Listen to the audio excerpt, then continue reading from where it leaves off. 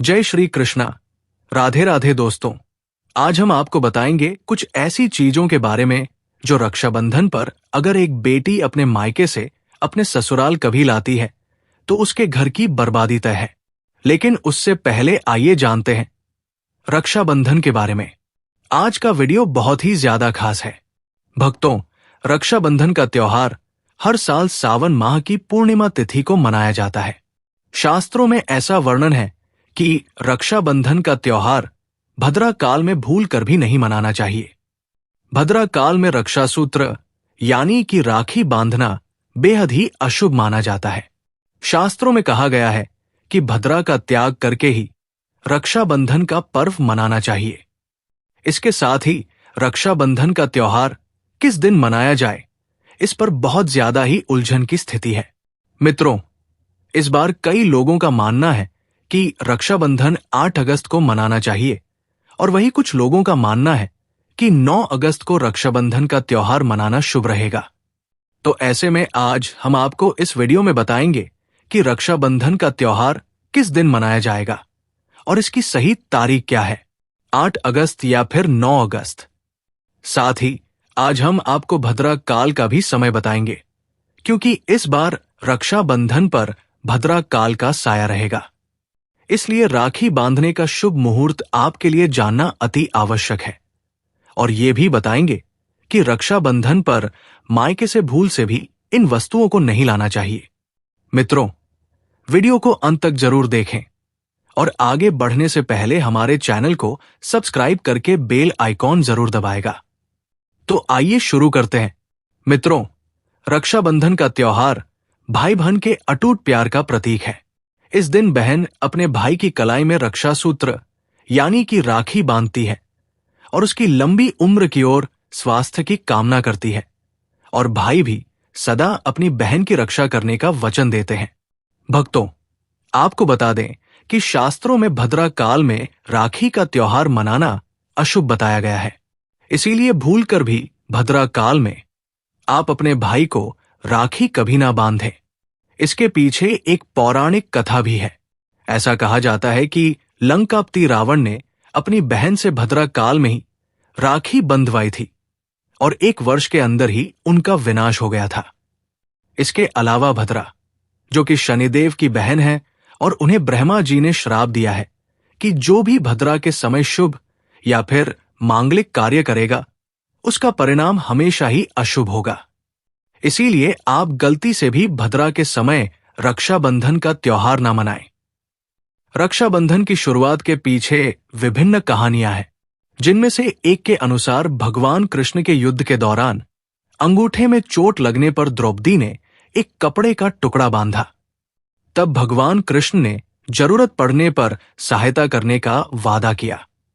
भगवान श्री हरि विष्णु को राजा बलि के बंधन से मुक्त कराने के लिए माता लक्ष्मी ने राजा बलि को राखी बांधी थी।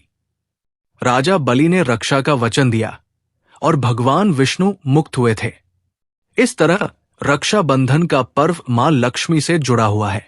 मित्रों, रक्षाबंधन के दिन बहनें अपने भाई की कलाई पर राखी बांधती हैं और उनकी लंबी उम्र की कामना करती है। इसीलिए इस दिन भाई बहन दोनों को स्नान आदि करके और हो सके तो नए वस्त्र पहनने चाहिए। लेकिन याद रहे, शुभ अवसर पर काले कपड़े ना पहने। वस्त्र पहनने के बाद मिलकर भगवान की पूजा करनी चाहिए। पूजा से पहले आप पूजा की थाली अवश्य सजा लें और उसमें रोली, चंदन, अक्षत, राखी, मिठाई आदि और एक शुद्ध घी का दीपक भी जरूर रख लें। मित्रों, दीपक आप चाहे तो आटे का बना लें या माटी का या पीतल का, जिससे आप अपने भाई की आरती करेंगे। भक्तों, अब आप इस पूजा की थाली को सबसे पहले भगवान को समर्पित करें और भगवान की कलाई पर पहली राखी बांधने से पहले मंदिर में राखी चढ़ाएं। इसके बाद आप अपने भाई को पूर्व या फिर उत्तर की ओर मुख करके बैठाएं और बहन का मुख पश्चिम की ओर होना चाहिए। मित्रों, रक्षाबंधन पर सबसे पहले घर के मंदिर में पूजा पाठ हो जाने के बाद भगवान गणेश को राखी अवश्य बांधें और फिर अंत में भाई की कलाई के लिए थाली सजाएं। फिर भाई को सबसे पहले तिलक करें। उन्हें रोली, चंदन और अक्षत लगाएं।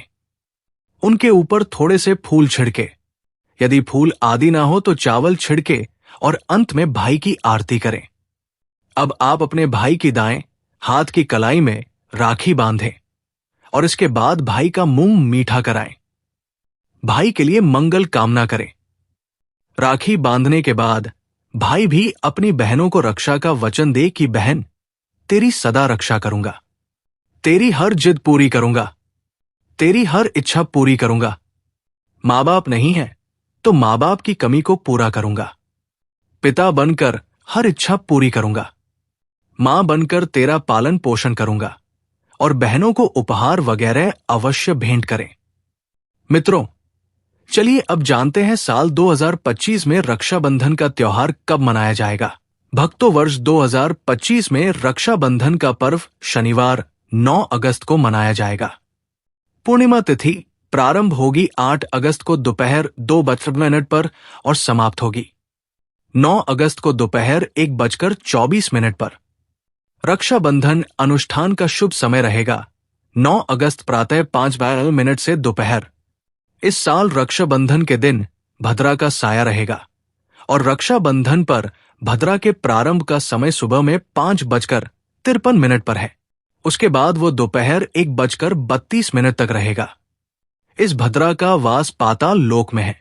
हालांकि कई विद्वानों का मत है कि यदि भद्रा का वास स्थान पाताल या फिर स्वर्ग लोक में है तो वो पृथ्वी पर रहने वाले लोगों के लिए अशुभ नहीं होती है, उसे शुभ माना जाता है।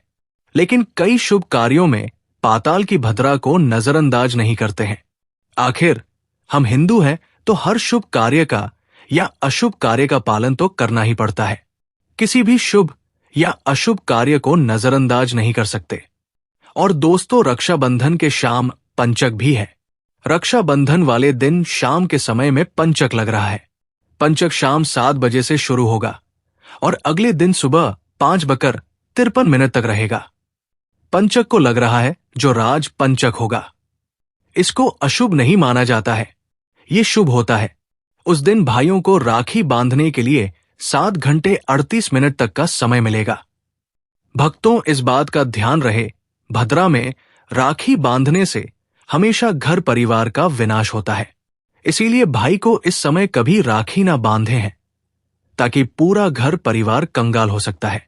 लंकापति रावण को इसी समय राखी बांधी गई थी, इसीलिए उसके पूरे कुल का विनाश हो गया। इसीलिए समय के अनुसार ही रक्षाबंधन का त्योहार मनाना बहुत ही शुभ और मंगलकारी रहेगा। मित्रों, थोड़ा कठिन जरूर है, लेकिन ये समय आपके भाई और आपके परिवार के लिए शुभ रहने वाला है। भक्तों, कई लोगों के यहाँ ये परंपरा होती है कि वे लोग सूर्यास्त होने के बाद रक्षाबंधन का त्योहार आदि नहीं मनाते हैं। भक्तों, मुहूर्त पर राखी बांधने से भाई को कई लाख गुना शुभ फलों की प्राप्ति होती है, उसका कभी अमंगल नहीं होता। ऐसी बहन का भाई जहां भी जाएगा दिन दुगनी रात चौगुनी तरक्की ही पाएगा। ऐसा भाई लाखों करोड़ों में खेलेगा, रुतबा, पैसा, धन, दौलत सब कुछ कमाएगा। राहु दोष, पितृदोष, नजर दोष, मंगल दोष सब कुछ दूर रहेंगे। मित्रों, और रक्षाबंधन पर भाई को काली राखी नहीं बांधना चाहिए, शुभ नहीं माना जाता। भाई की कला कलाई पर हमेशा लाल रंग की राखी बांधना बहुत ही शुभ और मंगलकारी माना जाता है। भक्तों, रक्षाबंधन के पावन अवसर पर उपहार में बहन को चाकू, छुरी आदि कभी नहीं देना चाहिए। इससे जीवन पर नकारात्मकता का गहरा असर पड़ता है। ऐसे में बहन को सफेद कपड़ा भी उपहार में नहीं देना चाहिए, कोई चप्पल आदि भी नहीं देना चाहिए। उपहार में दक्षिणा, सुंदर भेंट अवश्य देना चाहिए। एक प्यारी बहन ने अपने भाई को भाई बनाया, भाई का दर्जा दिया तो भाई अपनी बहन के लिए इतना तो कर ही सकता है। बड़ा सुकून और सुख मिलता है। मित्रों, धर्मशास्त्रों के अनुसार माना जाता है कि बहन को राखी बांधने के लिए भाई के घर खुद बहन को जाना चाहिए। शास्त्रों के अनुसार, वेद पुराण के अनुसार ऐसा माना जाता है कि जो बहन रक्षाबंधन पर खुद नहीं जाती और भाई आता है बहन के घर, उस बहन को दोष लग जाता है।